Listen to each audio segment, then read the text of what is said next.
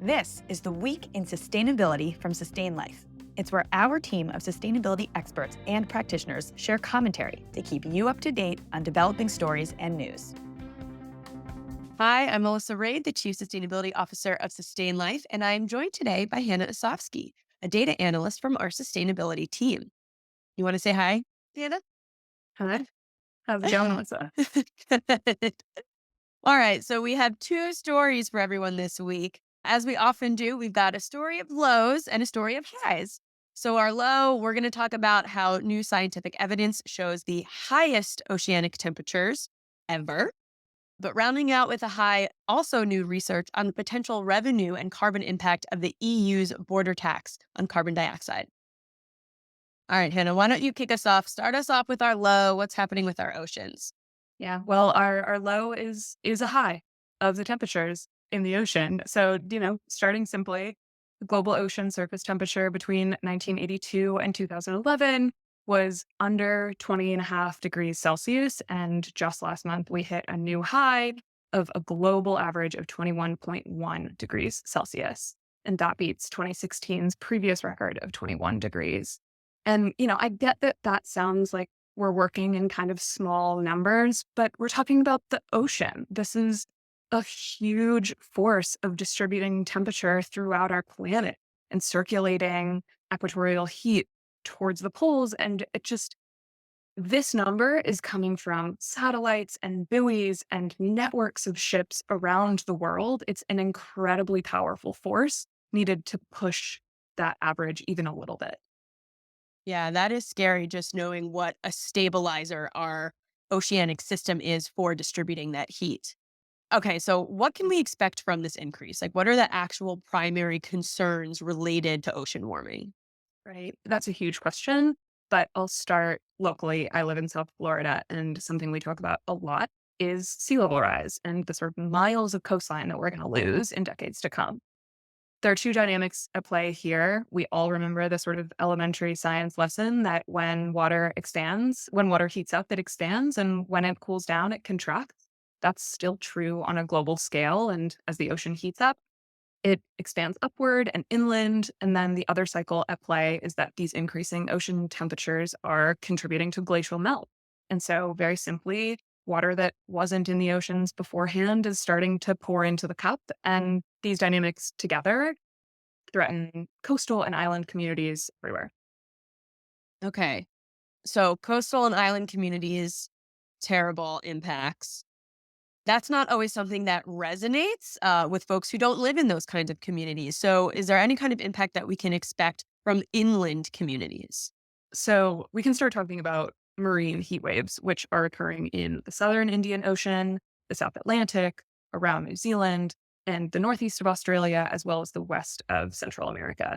And these heat waves are intensifying just like global averages are rising. So, you know how you and I have a range of temperature that we're comfortable and can survive in. And the same is true of marine ecosystems. These heat waves, unlike that global average that's varying just a degree, half a degree, heat waves can bring a variance in temperature as much as 8 degrees. And that pushes massive marine ecosystems out of their range of tolerance and threatens economies and food sources beyond just the people that are located next to the ocean.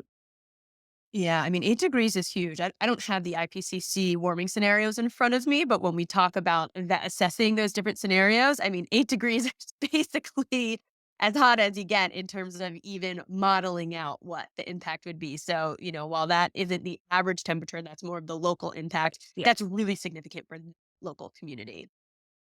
Yeah, Wow. absolutely. Okay. So, are there any impacts that we can expect, like across the US as a whole or any additional regions, just knowing that so many of our listeners are in the US? So I think a really primary oceanic system that we talk about a lot are El Nino and La Nina cycles. And that has a huge impact to the global climate, but we can bring it back to sort of how it impacts the United States. And so these cycles they're naturally occurring phenomena. They don't have anything to do with anthropogenic climate change, but this oscillation is typically bringing a pattern of westward winds that blow warm water from South America towards Asia. And this most recent La Nina cycle concluded in March of this year, and we're now expecting, and the World Meteorological Organization, and it was about a 60% chance of an El Nino cycle forming between May and July of this year. And that likelihood actually increases. May and July would be kind of an early turnaround, but if you push it out to September, there's about an 80% chance that we're seeing an El Nino pretty soon. And so, for the sake of time, we'll talk about exactly what that means for the United States. And in a typical El Nino, we would expect to see warm water pushed back towards the states. And that brings warmer, drier weather to the northern states, but it also brings increased rates of flooding to the southeast region. And if we're already talking about climate change and the fact that warmer oceans just fuel stronger storms, and then an El Nino event, you're looking at a really big threat of the storms that have multiple factors that are growing. All right. So it's just like part of this positive feedback loop of self propulsion where you unlock one issue and it's not just the issue itself, but it has a domino effect on other systems and services because it is a connected climate. These are connected patterns that fuel our systems. 100%. We all talk about feedback loops all the time, and you don't get much more connected than the ocean. All right. Well, I'm going to shift gears a little bit. Thank you for that. Let's go from the high/lows of the ocean temperatures to some positive news and focus a little bit on possible climate solutions that are underway. So, we've talked a lot on this podcast before about the EU's CBAM or the Carbon Border Adjustment Mechanism, which, i.e., is just their carbon import tariff. So, as a reminder, the goal of this tariff is to essentially prevent domestic companies from shifting their production of products to international regions that have less stringent climate policies. So, by placing a carbon import tariff, those goods are essentially cost equivalent to the domestic goods that do have these carbon policies around them and products. And so there's new research from a mixture of environmental and economic groups across a couple leading universities, Leiden University, Potsdam Institute for Climate Impact, and the Ecologic Institute. And a couple of these scientists have identified potential revenue and carbon impact of this tariff could actually be a lot greater than what was initially modeled by the EU policymakers themselves. Okay, well, that's fantastic. What were they doing that was different to sort of grow that estimate? Yeah. So the researchers looked at a couple of different scenarios essentially of how this tariff could be implemented. And so in its least ambitious form, the tariff would cover only scope 1 direct emissions from imported steel, aluminum, and cement. And so with that very narrow focus, it would impact 83 megatons of carbon dioxide equivalent.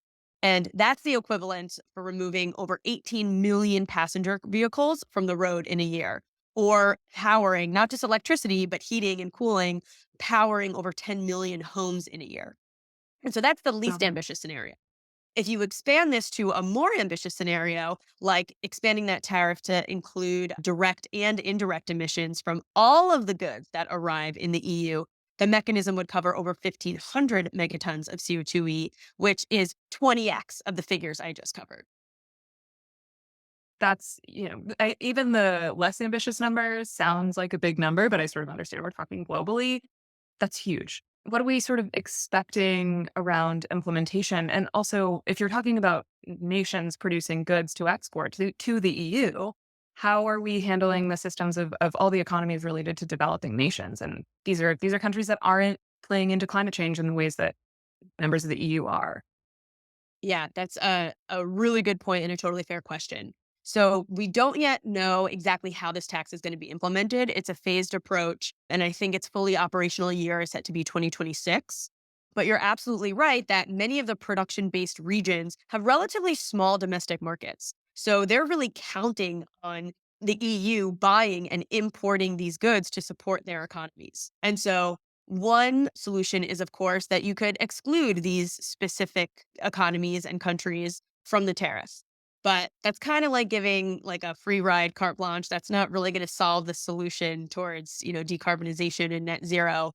So what the researchers recommend is actually reusing the revenue that's generated by this import tax to invest in those low and middle income countries in developing clean industries themselves. So that cement, that steel, that aluminum, whatever the good is that they're producing, is actually done so in a less carbon intensive way. And so in that scenario, it's the countries that are typically most impacted by the climate crisis that would receive the largest share of the proceeds from this tariff, like Africa and Southeast Asia and Latin America.